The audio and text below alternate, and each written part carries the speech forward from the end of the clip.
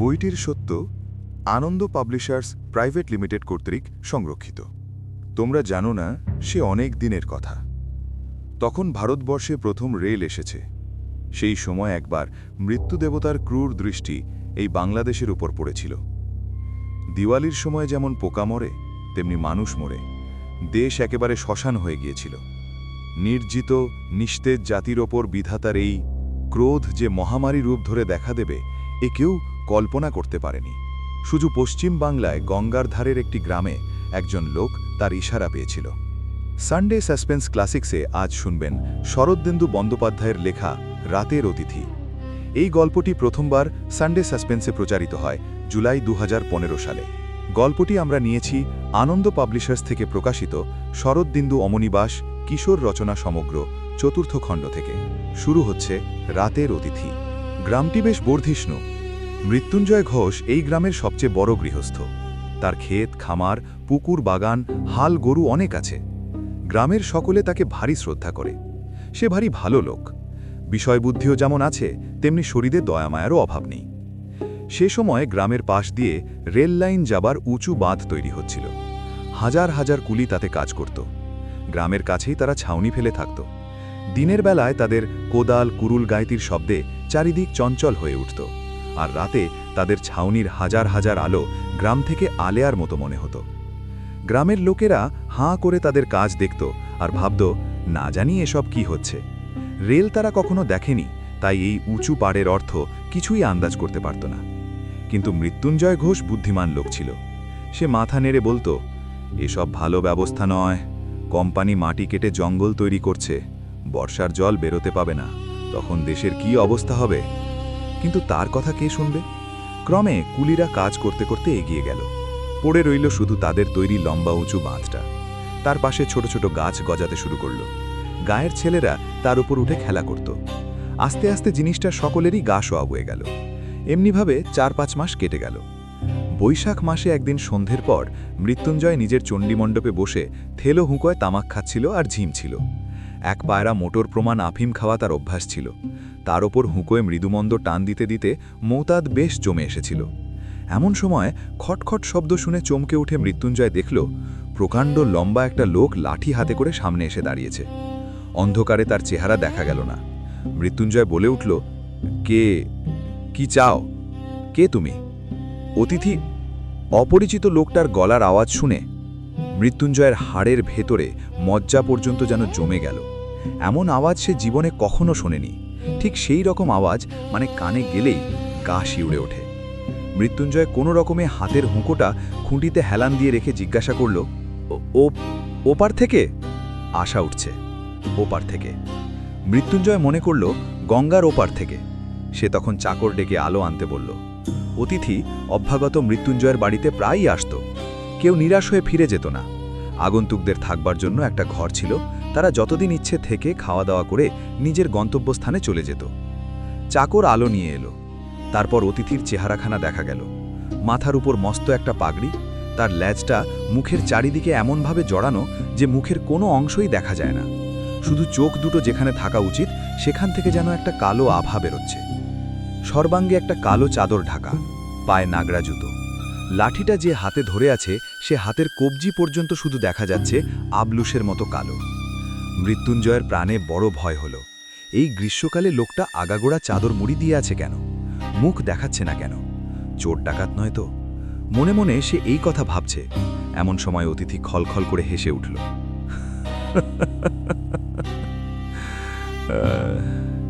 হেসে উঠে মৃত্যুঞ্জয় চমকে উঠে বলল, তবে আজ রাত্রে এখানেই থাকুন। বসুন বসুন, এসে বসুন। ওরে কে আছিস? হাত মুখ ধোবার জল এনে দে। দরকার নেই, আলোটা নিয়ে যেতে বলুন। চাকর আলো নিয়ে চলে গেলে অন্ধকারে লোকটা মৃত্যুঞ্জয়ের পাশে এসে বসল। মৃত্যুঞ্জয়ের গা ছমছম করতে লাগল, কিন্তু সে ভাব প্রকাশ না করে মুখে বলল, আপনার কোথায় যাওয়া হবে? পূবের দিকে যাচ্ছি। তারপর দুজনে আবার অনেকক্ষণ চুপচাপ। এই বৈশাখ মাসের গরমেও মৃত্যুঞ্জয়ের গা একটু শীত শীত করতে লাগল। হুকো বড় বড় গোটা কয়েক টান দিয়ে সে জিজ্ঞাসা করল, তামাক খাবেন নাকি আনিয়ে দেব? আবার সেই খলখল হাসি।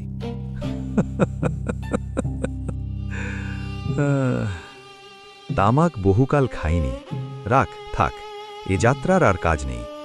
এতক্ষণে মৃত্যুঞ্জয়ের মনে পড়ল যে আগন্তুকের তো নামই জানা হয়নি। জিজ্ঞাসা করল, তো মশার নামটা কি? অতিথি হঠাৎ উঠে দাঁড়াল।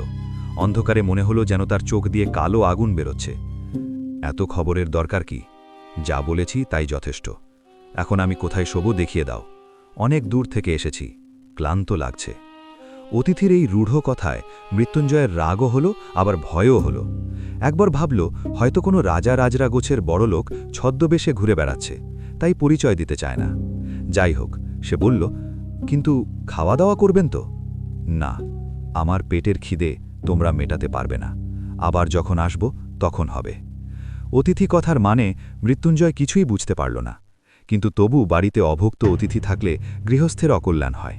তাই সে আবার বলল, একটু অনেক দূর থেকে আসছেন বললেন, ক্লান্তও হয়েছেন, মানে একটু আহার করে শুলে হতো না?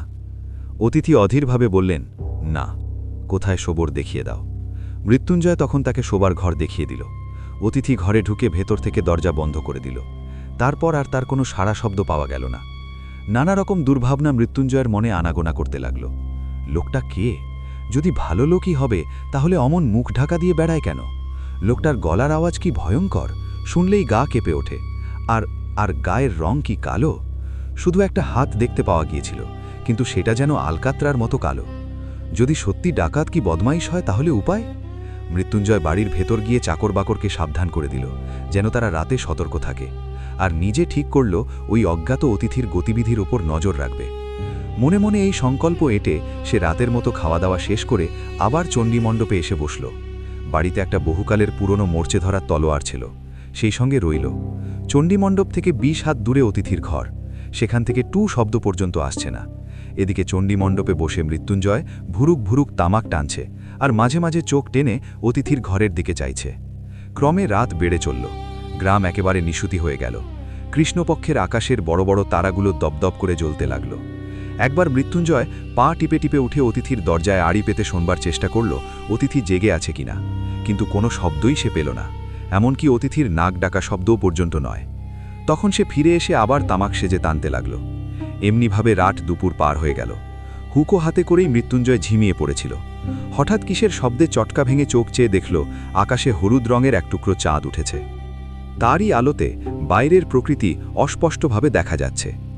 শব্দটা কোন দিক থেকে এলো সে ধরতে পারেনি, তাই কান খাড়া করে রইল কিছুক্ষণ। বাদে খুট করে আবার শব্দ হলো, যেন কে খুব সন্তর্পণে অতিথির ঘরের দরজা খুলছে। মৃত্যুঞ্জয় নিঃশব্দে হাতের হুঁকো নামিয়ে রেখে সেই দিকে এক দৃষ্টে তাকিয়ে রইল। কিছুক্ষণ আবার নিস্তব্ধ। তারপর অতিথির ঘরের দরজা দিয়ে একটা মূর্তি বেরিয়ে এলো চাঁদের আবছায়া আলোতে। তার চেহারা দেখে মৃত্যুঞ্জয়ের বুকের স্পন্দন যেন হোঁচট খেয়ে দাঁড়িয়ে পড়েই আবার উন্মত্ত বেগে ছুটতে আরম্ভ করল। সে দেখল মানুষ নয়, একটা আস্ত মানুষের কঙ্কাল উলঙ্গ হয়ে বাইরে এসে দাঁড়িয়েছে। কিন্তু আশ্চর্যের বিষয়, কঙ্কালগুলো সাদা নয়, কুচকুচে কালো। পাঁজরার ভেতর দিয়ে এপার ওপার স্পষ্ট দেখা যাচ্ছে, আর হাতে সেই লম্বা লাঠিটা। চণ্ডীমণ্ডপের অন্ধকারে মৃত্যুঞ্জয় অষ্টমীর পাঠার মতো কাঁপতে লাগল। কঙ্কালটা একবার ঘাড় বেঁকিয়ে সেই দিকে ফিরে দেখল। তার মাংসহীন মুখে সারি সারি দাঁতগুলো চাঁদের আলোয় বিকট হাসির মতো মনে হল। তারপর উঠোন পার হয়ে বেরিয়ে চলে গেল। তার মূর্তিটা বাইরে মিলিয়ে যেতেই মৃত্যুঞ্জয় ধড়মড় করে উঠে দাঁড়াল। চেঁচামেচি করে লোকজন জড়ো করবার ক্ষমতা ছিল না, গলা শুকিয়ে একেবারে কাঠ। কিন্তু ওই কঙ্কালটা কোথায় গেল জানবার অদম্য কৌতূহল তাকে পেয়ে বসল। ভয়ে হাত পা পেটের মধ্যে ঢুকে যাচ্ছে, অথচ কঙ্কালের পেছন পেছন যাবার ইচ্ছে। এ এক আশ্চর্য মনের অবস্থা। বাঘের পিছু পিছু যখন ভেউ ঘুরে বেড়ায় তখন তাদের মনের ভাবও বোধহয় ওই রকমই হয়। মৃত্যুঞ্জয় বেরিয়ে পড়ল।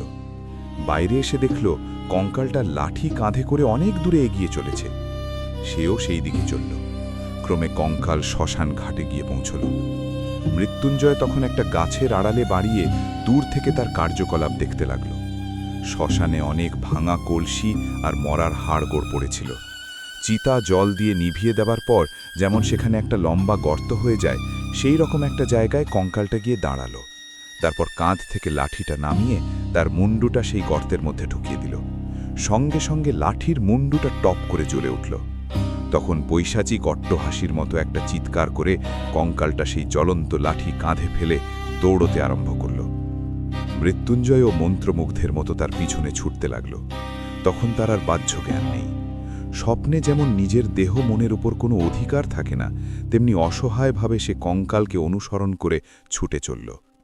লাঠির হাতে আগুন জ্বলছিল বটে, কিন্তু তা থেকে আলোর চেয়ে ধোঁয়াই বেশি বার হচ্ছিল।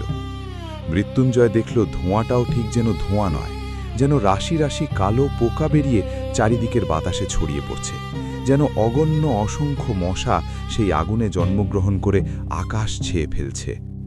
শ্মশান থেকে বেরিয়ে রেলের বাঁধের ওপর উঠে কঙ্কালটা ছুটতে লাগল, আর এক অপার্থিব হাসি হাসতে লাগল, যেন সে হাসি অন্যান্য অশরীরী সঙ্গীদের ডেকে বলছে, আয় আয়, মানুষের রক্ত শুষে খাবি তো, আয়, বড় মজা, শিগির আয়, শিগির আয়। রেলের পাড়ের ওপর উঠে মৃত্যুঞ্জয় দেখল তার বাড়ির দিকটাতে যেন অনেক আলো জ্বলছে, সেদিকটা রাঙা হয়ে উঠেছে।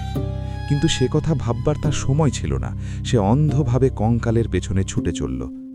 কঙ্কাল সমস্ত গ্রামটাকে একবার প্রদক্ষিণ করল, তারপর মৃত্যুঞ্জয়ের বাড়ির কাছে এসে থমকে দাঁড়িয়ে পড়ল। মৃত্যুঞ্জয়ের বাড়িতে আগুন লেগেছে, সমস্ত বাড়িখানা দাউ দাউ করে জ্বলছে। কঙ্কাল তার হাতের জ্বলন্ত লাঠিটা সেই আগুনের মধ্যে ফেলে দিল, তারপর হঠাৎ ফিরে গিয়ে মৃত্যুঞ্জয়ের সামনে দাঁড়াল। মৃত্যুঞ্জয়ের প্রাণেই আর তখন ভয় ছিল না। সে শুধু কঙ্কালকে জিজ্ঞাসা করল, তুমি কে, তুমি কে? কঙ্কাল খলখল করে হেসে বলে উঠল, কে আমি? না, আমি অগ্রদূত। আমার সঙ্গীরা সব আসছে, লক্ষ লক্ষ কোটি আসছে। বাংলাদেশ ছেয়ে যাবে, ঘরে ঘরে মরা কান্না উঠবে, তারপর চিতায় দেবার লোকও থাকবে না। ঘরে ঘরে পচা মরা পুড়ে থাকবে, রাস্তায় শেয়াল কুকুর মরা নিয়ে ছ্যানা করবে। আসছে তারা, আসছে, আমি যাই, এগিয়ে চলি। এই পর্যন্ত বলে কঙ্কাল যেন হঠাৎ হাওয়ায় মিশিয়ে গেল। পূব দিক তখন ফর্সা হয়ে আসছে। মৃত্যুঞ্জয় সেই দিকে তাকিয়ে দেখল, মনে হলো যেন ধোঁয়ার মতো প্রকাণ্ড এক ঝাঁক মশা কই নিয়ে লম্বা পা ফেলে কঙ্কালটা পূব দিকে এগিয়ে চলেছে। এতক্ষণ পরে সে অজ্ঞান হয়ে পড়ে গেল। গায়ের লোক এসে মৃত্যুঞ্জয়ের বাড়ির আগুন নেভাবার চেষ্টা করল, কিন্তু সে আগুন নেভানো গেল না। বাড়ি একেবারে ছাই হয়ে গেল। মূর্ছা ভেঙে উঠে মৃত্যুঞ্জয় পাগলের মতো এদিক ওদিক তাকাতে তাকাতে সব কথা বলল। তার গল্প শুনে গায়ের লোকেরা মুখ চাওয়াচাবি করতে লাগল। তারপর যে যার বাড়ি ফিরে গিয়ে এই কথাটাই আলোচনা করতে লাগল যে কাল রাতে মৃত্যুঞ্জয়ের আফিমের মাত্রা নিশ্চয়ই 1 মটর থেকে 2 মটরে উঠেছিল। সানডে সাসপেন্স ক্লাসিক্সে আজ শুনছিলেন রাতের অতিথি। রচনা শরদিন্দু বন্দ্যোপাধ্যায়। শরদিন্দু বন্দ্যোপাধ্যায়, জন্ম 1899 সালের 30শে মার্চ, মৃত্যু 1970 সালে। বাংলা সাহিত্যে শরদিন্দু বন্দ্যোপাধ্যায় একটি বিশিষ্ট নাম।